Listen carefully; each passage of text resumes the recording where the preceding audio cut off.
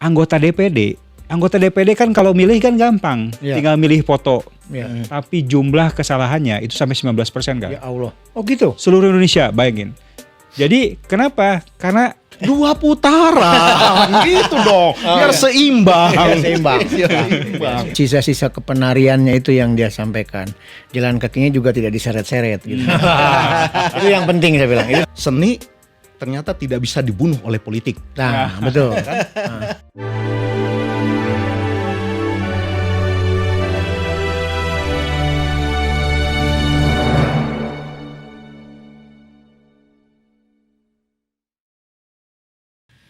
Hey, oke. Ketemu lagi di podcast Bargama. Bersama saya sekarang Ismail. Saya Jai, Bang Alof. Dan kita ada tamu kehormatan hari ini, Kang Ferry.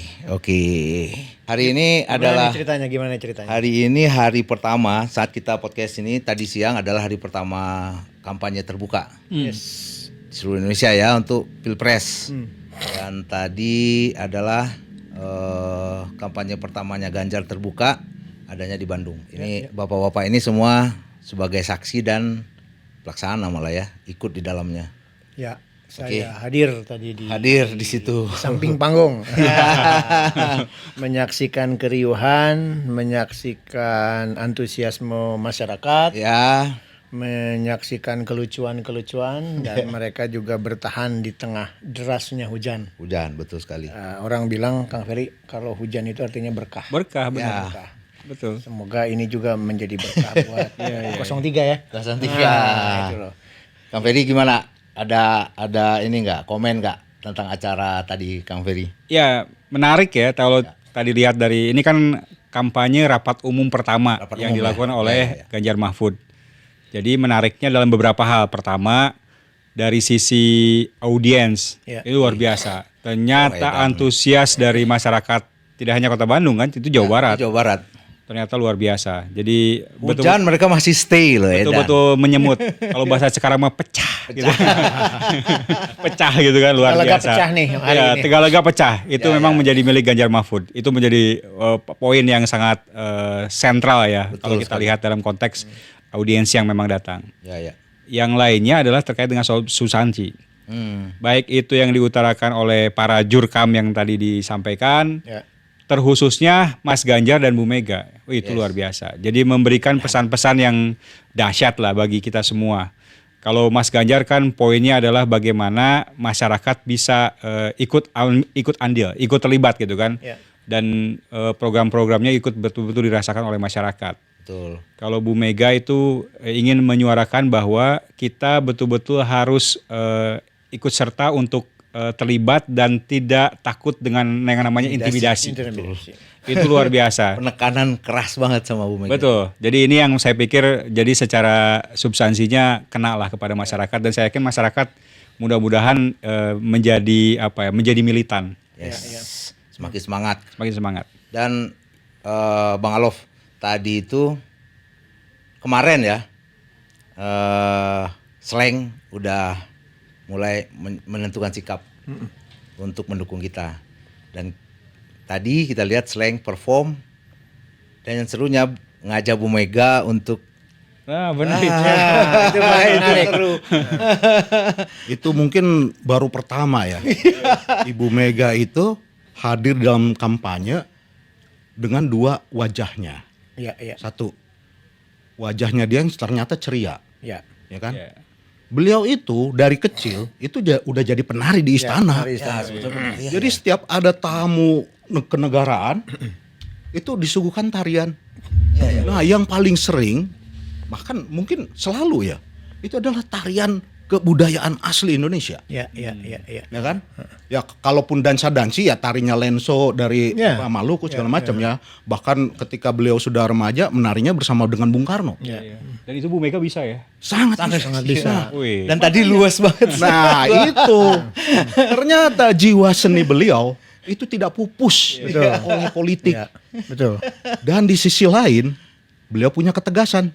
Ketika tadi beliau berorasi tegas luar biasa dan saya lihat semangatnya merinding Pak. Iya, merinding Pak. Biasanya kan beliau pun kalau jalan bisa dituntun Ya. pakai tongkat. Tadi tidak. Iya. Jalan kan dia di lidah panggung itu. Di podium itu ya. Iya. Dan semangat dan suaranya masih menggelegar. Mungkin mungkin orang di luar sana bilang, Bu Mega mah jaim katanya. Tapi ternyata Enggak. tidak. Oh. Dan saya lihat ini loh, staminanya gila men. Iya. Jadi apa namanya? Ya usia udah nggak muda ya Bu Mega ya. Tapi saya lihat dia bergoyang, menggerakkan tangannya juga dia masih seperti apa namanya? Luas. Bahwa dia punya sisa-sisa kepenariannya itu yang dia sampaikan. Jalan kakinya juga tidak diseret-seret gitu. Itu yang penting saya bilang. Itu saya bilang. Nggak Dan diseret-seret. tadi kita melihat loh, ketika Ibu Mega itu tertawa. Ya. Jadi kan Pak Hasto pernah bilang, belum pernah saya lihat Ibu Mega setenang ini. Kan? Iya. Jadi itu kita lihat loh tadi. Beliau itu benar-benar menikmati kebersamaan dengan masyarakat. Kembali lagi ke omongan kita sebelumnya, akar rumput, betul. Ya.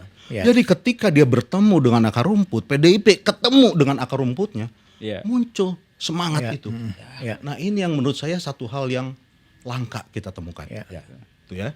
Jadi tadi seni ternyata tidak bisa dibunuh oleh politik. Nah, betul. Nah, yang kedua, slang. Wah. Kan? Iya. Dari seninya mereka itu punya kepedulian politik. Jadi kalau kita bilang politisasi seni atau segala macam, bukan itu sebenarnya. Di dalam segala hal ada value kan, ada nilai. Betul. Dan biasanya keterasahan nilai kita itu dari seni. Betul. Justru justru sebenarnya ya, Bang Alof, sebagai orang seni juga harus tahu hal-hal yang sifatnya politis. Karena bagaimanapun karya ataupun dunia mereka langkah politis itu ditentukan juga untuk menentukan seni ini ke depan. Masa depan itu. Jadi tidak bisa bilang seniman saya nggak mau berpolitik, nggak bisa. Saya bilang justru harus masuk ke ruang-ruang politik untuk menentukan masa depannya lewat jalur keputusan-keputusan politik gitu loh. Ya kan kita tahu lah yang namanya seniman, budayawan, pekerja seni itu memiliki kehalusan budi. Mereka yang sebenarnya bisa menghaluskan politik yang kadang-kadang para ruguh. Betul. Nggak jelas arahnya mau kemana gitu. Nah ketika mereka sadar ya berbudaya, berkesenian gitu, itu politik itu bisa menjadi manusiawi. Kalau menurut saya itu. Politik kebudayaan penting gitu kan. Bahkan yang namanya politik itu juga jangan dianggap sebagai satu entitas yang seram. Harusnya seperti itu. Harusnya seperti itu. Ada hal-hal yang memang harus diselipkan. Salah satu hal yang diselipkan tadi soal budaya tadi, soal seni tadi itu menjadi penting. Betul. Bahkan dalam konteks pemilu pun ya harus berpemilu yang berbudaya, pemilu yang nyeni. Nah itu kan menjadi penting gitu kan. Meskipun nggak harus bikin gimmick yang sampai aneh pisan. Ya nggak sampai dibuat-buat jogetnya lah. Kan ada yang bilang politik itu sendiri adalah sebuah kesenian kan. Cara orang untuk menyampaikan pendapatnya, cara orang untuk memasukkan kepentingannya, ada seninya. Butuh deal lah gitu. Butuh deal dan itu semuanya perlu seni. Perlu kesadaran seni bagaimana menggolkan deal ini gitu. Tidak bisa kita gerasa-gerusu, tidak kita bisa menekan-nekan, tidak hanya dengan joget-joget lantas itu bisa jalan gitu kan nggak mungkin gitu kan. Ada slang ini gimana menurut Kang Ferry? Ini satu energi yang luar biasa ya. Selain ini kan sudah internalisasi dari 2014 2019. Tentunya dia paham lah. Dan dari materi-materi nyanyiannya itu kan ada kritik sosial, ada yang menyentuh masyarakat. Saya pikir itu juga menjadi satu nilai. Ini kan ada kalaupun memang dalam satu riungan itu tidak ada apa-apa, tapi yang penting nilainya masuk kan gitu. Betul. Tapi ini kan luar biasa, pecah gitu kan.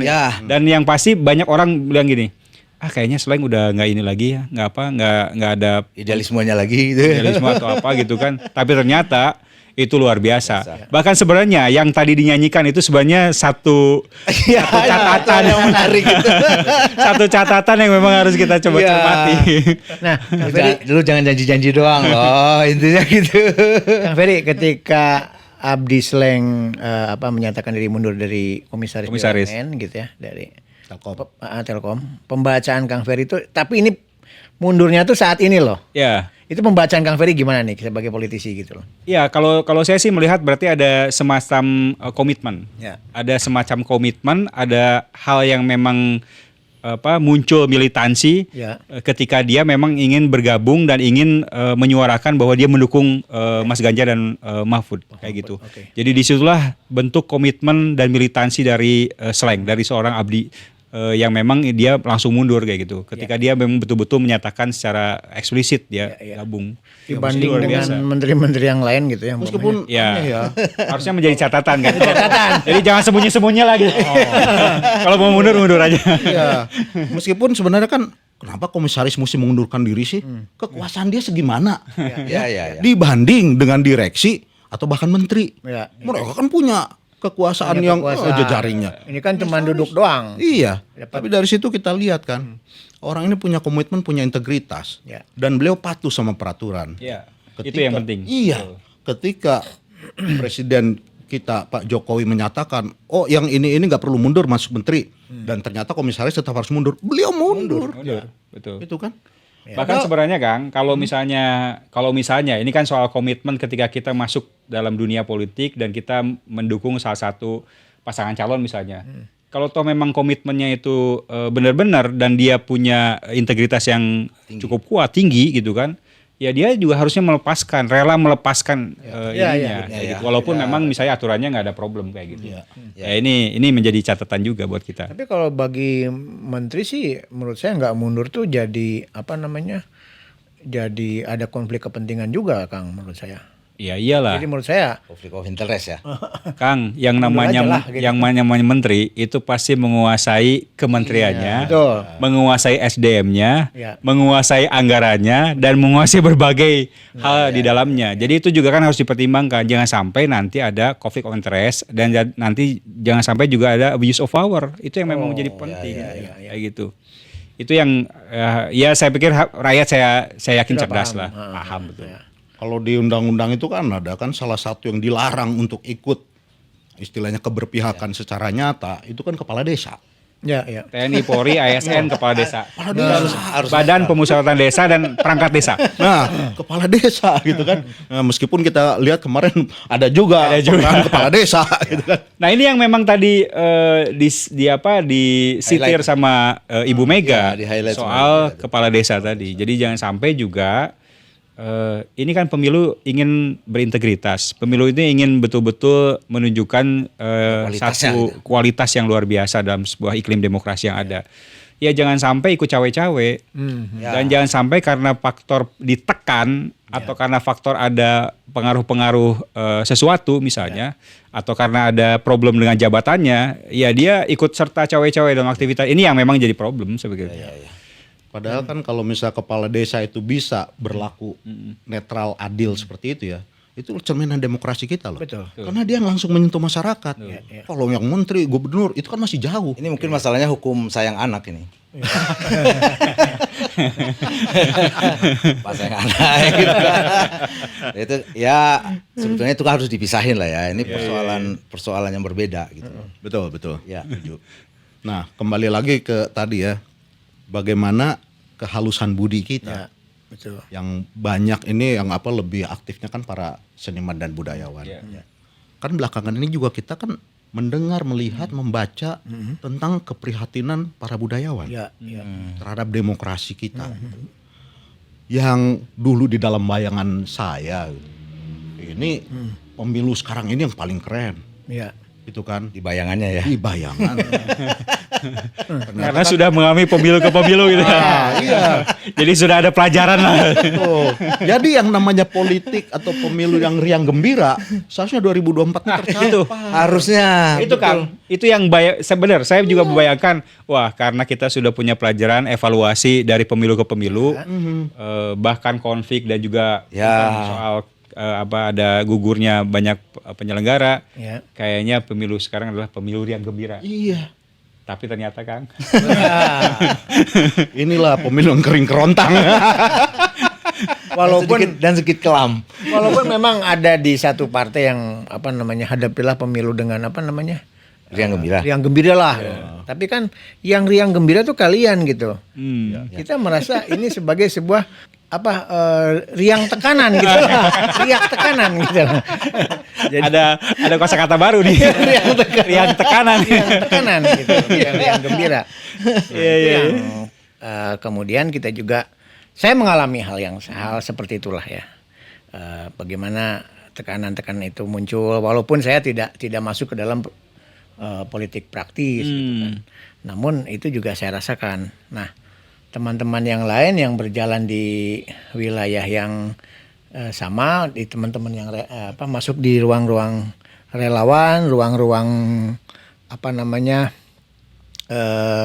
bergerak di ruang-ruang kerelawanan lah ya, di dalam itu tentunya di partai yang mengusung 03 gitu. Nah, itu juga hal yang sama terjadi gitu, tekanan-tekanan itu.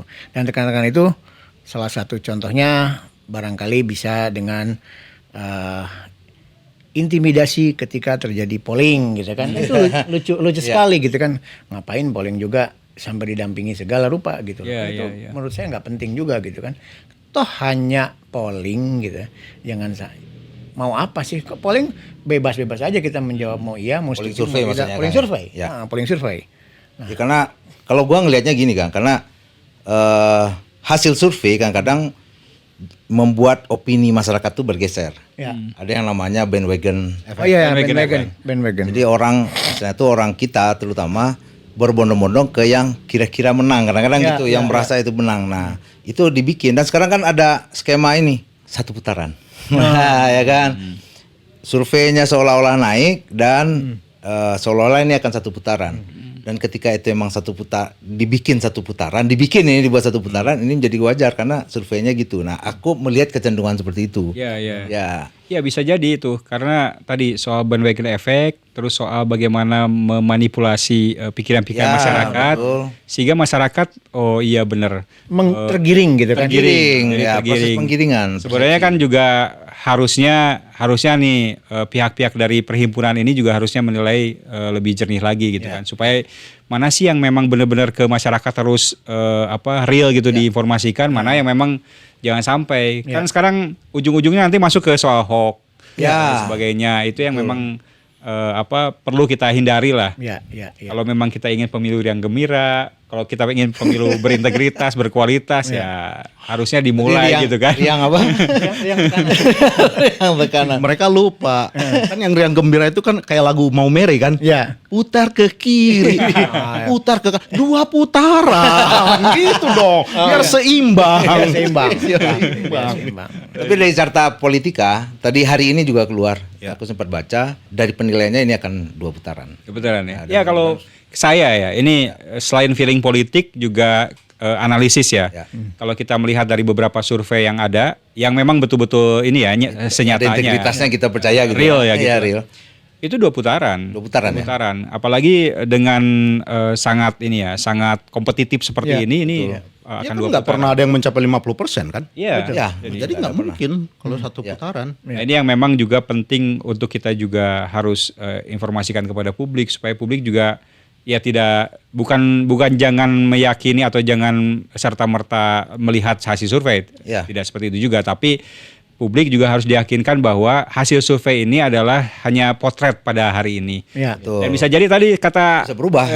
Angjay tadi bisa berubah. Maksudnya ada penekanan dan lain sebagainya, cara metodologinya dan sebagainya itu juga perlu catatan. Tapi tadi dalam highlight dua-duanya Pak Ganjar tadi bilang jangan takut terhadap intimidasi, apapun kita harus lawan dan laporkan. Bu Mega juga bilang seperti itu. Jadi hal-hal yang gitu mudah-mudahan kalau Pak Ganjar tadi lawan, Bu Mega agak lebih soft. Lapor. Artinya melapornya sampai ke presiden loh katanya. Artinya memang indikasi ke arah sana sudah terjadi. Sudah bukan indikasi lagi. Indikasi lagi. Ada beberapa. Ya itu terbuka terlihat kan. Ada ternyata relawan-relawan yang terkena kasus PE dan lain sebagainya, itu jadi catatan juga. Dan yang kemarin sempat podcast di sini juga ada kan? Sampai ada ini ke rumah dan segala macam. Ini ya relawan dari XTC waktu itu ya. Tapi dalam kondisi seperti sekarang yang tadi Kang Jeng bilang tekanan, riang dalam tekanan, itu benar loh. Kita ngelihat ya, kan di tempat kita ini sering kedatangan relawan nih. Bahkan tadi pagi sebelum mereka ke Tegalega mampir ke sini. Entah jam berapa mereka berangkat dari rumah. Betul.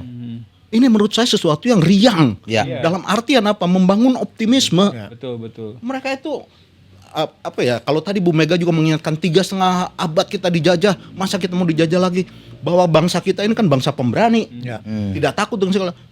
Inilah buktinya. Yang membuat saya itu bahagia melihat relawan yang mau berangkat pagi-pagi entah berapa lama. Dan itu benar-benar relawan. Relawan. Itu luar biasa. Dan ternyata dari cerita-cerita itu banyak loh event ya yang mereka mengadakan acara jam 9, itu ada yang jam 2 pagi, jam 4 pagi udah berangkat. Dahsyat. Betul. Luar biasa itu. Jadi di dalam pemikiran saya masyarakat kita itu tidak bodoh dalam artian mudah dikasih dengan berita-berita palsu. Nah, di sisi lain mereka juga punya hati nurani loh. Nah, ini kan kalau kita bilang seperti tadi slang 2014 mereka mendukung Pak Jokowi. 2019 mendukung Pak Jokowi. 2024 ini mereka mendukung Pak Ganjar. Ya kan? Nah, dari sini kan kita ngelihat bahwa mereka itu kan bukan berideologi atau berpatron kepada sosok. Betul. Makanya ada tulisan Sony Tulung itu ya, yang ditulis mereka itu punya hati nurani dan ideologi. Terlepas dari bagaimana mereka menginterpretasikan. Ya faktanya kita lihat aja syair-syair mereka, lalu militansi para pendukungnya, dan sekarang mereka mengambil sikap. Ya tentu ada dong. Kalau kita bilang perhitungan pasti ada. Tapi kalau yang saya lihat ya dengan kondisi seperti ini, mereka ini ya slang maupun para relawan-relawan itu nothing tulus demi NKRI. Betul. Kalau aku sih nothing tulus aja dengan jalan dengan seperti ini. Kalau tadi slang dikatakan apa? Seniman atau musisi masuk ke ruang politik gitu. Menurut aku ini kembali bagaimana banyak sekali musisi, banyak sekali seniman di luar yang jadi aktivis Greenpeace gitu kan. Itu kan salah satu sikap politis juga bagaimana harus menyuarakan hati nurani itu gitu. Kebetulan nih hati nurani adalah hati nurani yang dibicarakan adalah kemerdekaan gitu kan, demokrasi. Melawan kecurangan. Ini penting. Dan di dalam demokrasi ya musisi salah satu atau seniman itu kan salah satu bentuk kontrol demokrasi. Betul.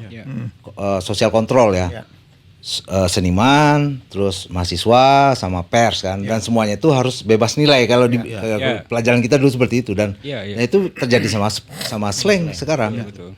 Ya bahkan kan sekarang ini kayak kemarin ya kira-kira seminggu inilah itu yang mahasiswa berbagai macam perguruan tinggi kan bergerak gitu. Nah kalau tadi udah dibilang pilar-pilar demokrasi kan ada yang ya urusannya trias politika lah segala macam. Tapi kan tadi kita punya mahasiswa, punya pers, punya budayawan. Inilah yang menyerap pilar demokrasi dari sisi nurani. Kalau di sini kan ada logika, ada perhitungan segala macam. Nah ini yang nuraninya. Kan ini mesti balance sama humaniora. Betul. Itu. Nah inilah yang menurut saya sosial hal kontrol yang unik. Baru kemarin slang deklarasi, siang tadi mereka sudah manggung. Ya kan? Betul. Dan yang agak lucu ya, yang lucu-lucu, itu gaspol tas-tasnya itu tuh, jebret, terbukti ya. Satset gaspol. Bahwa para pendukung Pak Ganjar Mahfud ini memang gerak cepat gitu loh. Apalagi tadi saya mengawal teman-teman dari Persib. Teman-teman Persib itu kan tahun 90-an Robi Darwis dan lain sebagainya terkenal dengan Haling Kuaing. Jadi di Bandung ini tadi terkesan bahwa gaspol satset Haling Kuaing. Seru. Bener. Tapi tadi sempat mengamati nggak? Ini kayaknya bukan rekayasa ya. Ketika kakak kan ngajak Ibu Megawati. Kan ibu gua, kaget dia. Karena mungkin dia pikir di sebelahnya ada Bu Atiko. Bu Atiko mungkin yang gua sendiri mikirnya itu Bu Atiko gitu. Ternyata Megawati itu kan Megawati kan sempat menolak gitu kan. Tapi inilah juga satsetnya Ibu Megawati. Gaspol dia langsung. Gaspol juga. Nari-nari wae mah kuaing we lah. Itulah. Kia hungkul mah bisa lah. Kalau mau tanding-tanding tari jangan sama calon presiden gua aja lah gitu. Maksudnya gitu. Alasan mana? Rasanya di balik ketegasan itu ada keluasan. Kelembutan. Itulah pemimpin. Jadi pemimpin itu tidak selalu harus keras, tidak selalu harus lemah gitu kan. ada saatnya. Ketika tegasnya tadi, ketika ada orasi. Saya bilang ada dua sisi tadi kan. Di satu sisi dia menampilkan keluasannya dalam menari, tapi ketika orasi nggak main-main juga loh. Dan dia ngakuin aku nenek-nenek loh, kata dia kan. Aku bukan kakek-kakek yang terseret-seret. Kan ada juga yang nggak mau ngaku kakek-kakek. Oh iya. Gitu. Seru itu ya. Tapi ini aku ngomong-ngomong pengen dengar cerita Kang Ferry ya. Oke. Semasa dia di KPU. Yap. Itu loh. Jadi apa sih sebetulnya kalau melihat peristiwa saat ini Kang Ferry, waktu Kang Ferry di KPU tuh apa yang bisa dibaca, apa yang bisa dicermati? Ada potret yang berbeda mungkin nggak atau gimana gitu? Ya, kalau sekarang kontestasinya lebih lebih dinamis. Ya. Kenapa? Karena memang bertindih tepat. Jadi antara presiden dengan pemilu legislatif. Ya. Jadi luar biasa dahsyat. Nah, waktu zaman saya dari tahun 2003 sampai 2017 itu prosesnya berbeda. Ya. Jadi pemilu legislatif duluan, baru nanti bulan Juli itu adalah pemilu presiden seperti itu. Itu di tahun 2014. Jadi nampaknya polarisasinya tidak terlalu ini. Nah, 2019-2014 itu luar biasa karena itu bertindih tempat antara legislatif dengan presiden. Itu aja yang memang menjadikan dinamika kontestasinya agak berbeda. Sarang zaman abdi gitu Kapungkur. Nah, itu yang memang perlu kita cermati. Apakah juga masih perlu dipertahankan tidak? Kondisi seperti ini. Ini kan tidak hanya konteksnya tidak hanya kepada penyelenggara, tidak hanya kepada pemerintahan, tapi kepada masyarakatnya. Secara psikologis gimana nih? Iya, karena gini, 2019 terjadi heavy-nya tuh memang presiden. Jadi yang namanya legislatif itu tidak terlalu tersentuh. Bayangkan Kang, anggota DPD kan kalau milih kan gampang, tinggal milih foto. Tapi jumlah kesalahannya itu sampai 19% kan. Ya Allah. Oh gitu. Seluruh Indonesia, bayangin. Jadi kenapa? Karena kalau saya berasumsi bahwa kenapa tidak 19% kesalahannya, tadi coblos. Oh. Jadi karena udahlah, kalau udah selesai di Pilpres ya, selesai di DPR-nya atau sampai DPR provinsi udah, atau sampai DPRD kabupaten kota selesai langsung. Jadi padahal masih ada DPD. Nah, ini yang saya pikir juga penting. Apakah kumaha 5 lembar Nah, itu makanya. Jadi ini yang memang perlu kita evaluasi. Apakah memang sama seperti sekarang? Kita kembali yang dulu. Ataukah kembali ke dulu, misalnya dipisahin antara Pilpres dan pemilu legislatif. Nah, ini yang memang walaupun dalam konteks efisiensi sih lebih efisien sekarang karena itu. Karena satu waktu permasalahan. Bahkan dalam konteks membangun kerjasama politik atau koalisi itu mungkin lebih enak. Apalagi nanti akan ada pilkada di bulan November. Mudah-mudahan saya berharap sih pilkada tetap November, jangan ke September. Karena ada nafasnya ya. Ya, karena ada indikasi-indikasi mau ke September kan. Oh, masih berkuasa. Tapi kalau ngomong-ngomong efisiensi gitu ya. Ini sih tapi ya saya cuman suka berangan-angan aja gitu. Kok nggak ngikutin India ya gitu dengan elektronik gitu loh. Ya harusnya mengarah ke arah sana. Tapi saya membaca nih Kang. Saya membaca yang memang harus di redesign terkait dengan soal penghitungan suara dan rekapitulasi itu adalah terkait dengan soal rekap. Pamikap TPS itu sama, di Amerika juga sama, di India juga sama. Dia datang ke polling station kan, polling station dia nyoblos di sana, udah itu selesai. Nah, bagi masyarakat kita, ini juga ada hasil penelitiannya, yang namanya di TPS tuh tadi riang gembira tadi, berbondong-bondong datang ke TPS, bahkan ada yang pakai baju baru, bahkan TPS-nya dibuat karaokean, bahkan pengawasannya seluruh masyarakat. Jadi sebenarnya dalam konteks aktivitas di TPS-nya nggak ada problem, dan bahkan orang akan melihat, misalnya nomor 1, tepuk tangan, nomor 2, tepuk tangan, nomor 3, tepuk tangan. Jadi ada keriangan yang memang ada di TPS. Jadi dalam konteks manipulasi itu tidak terjadi. Nah, yang terjadi manipulasi itu rekapitulasi, Kang. Mulai dari tingkat PPK ke atas. Itu diindikasikan. Itu rawan. Nah, karena rawan butuh teknologi. Nah, saya mengusulkan dulu waktu di KPU dan pada waktu saya mendirikan perkumpulan Network for Democracy Electoral Integrity, itu ada e-rekap namanya. Jadi saya memang belum bergeser ke e-voting.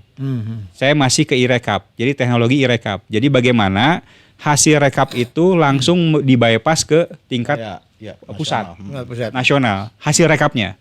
Nah, bukan hasil satunya, bukan hasil pemungutan suaranya, tapi hasil rekapnya. Hasil rekapnya. Rekapnya langsung ke sana. Sehingga potret dari TPS itu udah langsung ke sana. Jadi nggak perlu ada rekap lagi secara berjenjang. Jadi kita cuma butuh 1 atau 2 atau 3 hari lah paling lama untuk proses mekanisme seperti itu. Itu Kang.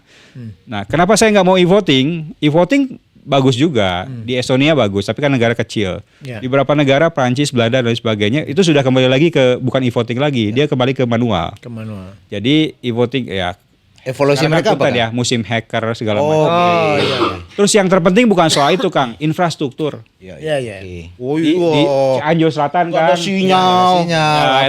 Cianjur, jangan sampai ke remote kepulauan lah. Iya. Cianjur Selatan, Sukabumi Selatan, Garut Selatan, itu kan soal sinyal, mungkin listrik dan lain sebagainya. Nah itulah pentingnya internet cepat dan gratis. Makanya memang benar program Mas Ganjar dengan internet cepat dan internet ada di wilayah-wilayah, di seluruh wilayah, itu penting sekali. Betul. Kalau itu sudah terjadi mungkin e-voting bisa. Iya. Dan banyak hal yang bisa. Banyak hal yang bisa UMKM bisa tumbuh karena sekarang ada e-commerce kan. Ya, betul. Dan makan siang kita bisa beli sendiri. Iya. Tidak perlu disediakan. Kalau menurut saya penggunaan teknologi ya khususnya informatika seperti ini ya, internet itu pemikiran cerdas. Iya. Cerdas kalau menurut saya sih. Jadi bukan pemikiran orang yang lambat. Betul. Jadi kembali ke soal tadi ya, saya pikir itu yang dibutuhkan di dalam aktivitas proses pemilu ke depan. Jadi banyak sebenarnya evaluasi. Yang kemarin tuh sayangnya tidak ada revisi undang-undang pemilu. Jadi kita langsung ke undang-undang lama gitu kan. Nah, saya sih mengusulkan ya harus ada revisi undang-undang pemilu. Ya mudah-mudahan ada political will-nya. Yang ada kemarin revisi MK, Kang. LMM Iya. Bukan revisi itu sih. Kalau itu menarik gitu. Itu bukan revisi Pak. Itu bukan revisi Pak. Nah, itulah yang. Iya. Oke, seru nih hari ini. Terima kasih sekali nih Kang Ferry. Ini tapi saya mau ini nih kebetulan tadi ketika saya membaca ya. Ini kok tumben itu ya. Ibu Megawati turun di dalam kampanye langsung seperti ini. Ternyata dulu-dulu juga begitu. Waktu zamannya Pak Jokowi beliau juga turun. Totalitas. Jadi benar-benar sebagai jurkam. Kalau silakan kan mungkin bukan sebagai jurkam ya, tetapi salah satu dari ini. Dan saya ngeliat begitu rendah hatinya bahwa itu bukan panggungnya Ibu Mega loh. Iya. Dia itu hanya salah satu partisipan. Bayangin, dia nungguin orang main angklung, dia nungguin slangnya. Dia nungguin calon bintang untuk tampil gitu dan kan. Pak Ganjar duluan pergi dari dia lah. Nah, menurut saya kalau dibilang beliau itu yang sombong, arogan segala macam, enggak. Dia itu tahu di mana menempatkan dirinya. Kapan sebagai ketum, kapan sebagai tim, dia tahu. Tadi dia sebagai apa coba? Petugas partai. Pegawai partai. Nah, itu kan benar. Tapi saya takjub Kang. Waktu kami ada mengadakan kerjasama politik itu antara Partai Perindo dengan PDIP, yang kita sudah sangat yakini PDIP itu tidak memerlukan kerjasama pun sudah bisa jalan. Hasilnya. Apa yang saya dari dekat saya langsung paham itu sisi konstitusionalitasnya. Top banget. Itu luar biasa. Jadi dengan teori-teori yang beliau punyai dan diramu dengan satu ketegasan sikap, ternyata sisi konstitusional itu betul-betul dijaga. Jadi itu pelajaran penting bagi saya dan saya yakin ini generasi muda lah, generasi muda untuk betul-betul meyakini bahwa konstitusional itu penting dan itu maha penting. Kenapa? Jangan sampai misalnya peraturan, aturan, undang-undang itu dikebiri, bahkan ada perselingkuhan hukum gitu kan. Nah, ini yang penting. Jadi ini yang memang saya pikir pelajaran dari Ibu. Betul. Ini bahaya kalau sampai undang-undang diperkosa ini. Dan wajar kalau anak haram. Wajar kalau dia dijulukin penjaga demokrasi kan. Sangat wajar sekali. Pak JK Yusuf Kala itu pernah mengatakan bahwa Ibu Megawati adalah satu-satunya presiden yang demokratis. Ketika dia berkuasa, dia tidak menggunakan perangkat-perangkat yang ada supaya dia menang di Pilpres berikutnya. Lalu tadi saya baca juga Anies mengakui bahwa Ibu Megawati adalah seorang pemimpin yang konstitusional. Iya. Iya. Itu udah lama kita tahu ya, bahwa dalam hal-hal yang prinsip seperti itu, kalau bahasanya di Mas teh pageh, nggak bisa digoyang. Betul. Untuk hal-hal itu yang saya betul-betul amati dan saya pelajari itu. Jadi itu kukuh dalam sisi konstitusionalitasnya luar biasa. Jadi ini saya Pancak pikir dina galur teh. Pancak dia Garut. Laras Kang. Itu menjadi saya bilang catatan lah. Dan ini juga bagi generasi muda juga menjadi poin yang sangat strategis. Generasi muda kan bukan hanya soal saya ini muda, saya ini generasi muda. Tapi ketika generasi mudanya tidak ikut dalam mekanisme aturan yang ada dan dalam sisi konstitusionalitas bernegara, itu juga harus dipertanyakan juga kan kayak gitu. Yang bisa naik karena anak siapa kan repot juga. Nah itu kembali ke tadi ketika saya cari-cari ya berita tentang Ibu Megawati yang turun sebagai jurkam itu. Ini saya menemukan hal yang menurut saya luar biasa. Tahun 2015 itu kan 1 tahun pemerintahan Pak Jokowi. Beliau mengatakan untuk presiden berpegang teguhlah pada konstitusi sebab itu adalah jalan lurus kenegaraan. Wih, keren. Gila ya. Ini baru 1 tahun loh Pak Jokowi berkuasa.